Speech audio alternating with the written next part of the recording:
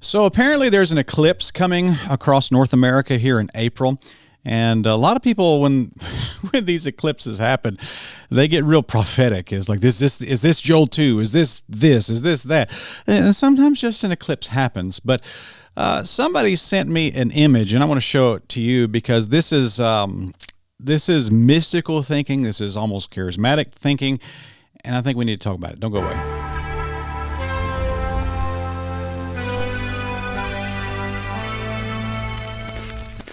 All right, guys, go ahead and smite that like button, and if you would, please subscribe to our channel, and we appreciate you guys very much, and thank you for that. So let's get into this image. I've seen this everywhere, and I want to read the top to you, and here's basically the line of where this eclipse is coming. Somebody went through and showed all the towns that this is going to cover. And this says Luke 17:26, as it was in the days of Noah, so it will be also in the days of the Son of Man. Matthew 9:12-39, an evil and adulterous generation seeks after a sign, no sign be given it to it except the sign of the prophet Jonah.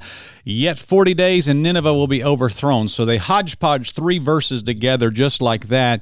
And then after that it says the total solar eclipse that will be taking place on April 8th of this year will pass through Jonah, Texas, and then through several towns and cities bearing the name of Nineveh, also passing through Rapture, Indiana. All this takes place under the constellation Cetus, which is the whale.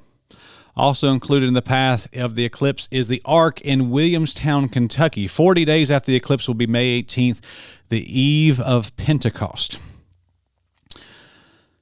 Do you see what they're doing? They are saying that, okay, this is going to be under the constellation Cetus, which is the whale, and it's going to go through Jonah, Texas, Nineveh, Texas, and it's going to come through Rapture, Indiana, and it's going to be Nineveh, Indiana, then it's going to be Nineveh, Ohio, then the Ark's going to be right off the path, then Nineveh, Pennsylvania, or whatever, West Virginia, and then we got Nineveh, New York, and then we got Nineveh, Maine. It's going to come through all of those. Oh no! Oh no! This is a sign. And guys, this is not how this works. This doesn't mean anything.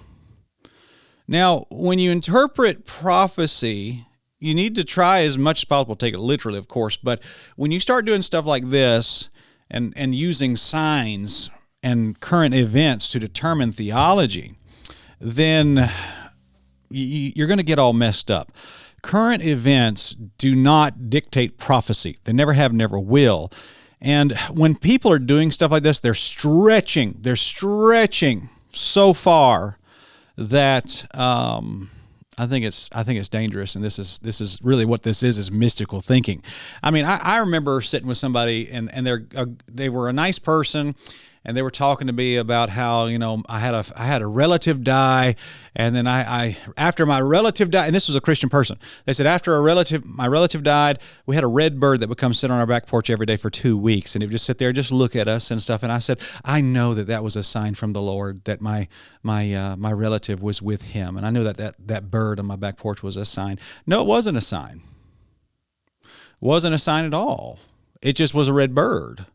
So I want to caution you about this. Don't get too mystical in your thinking. This really is kind of weird, and but I mean, I'm sure that you could probably do the same thing with this route right here. This eclipse route, and you could probably work this into anything. This is 60 days away from this date, and all this feast and all that. Guys, just my caution to you is don't get caught up in this stuff. This just it's not biblical.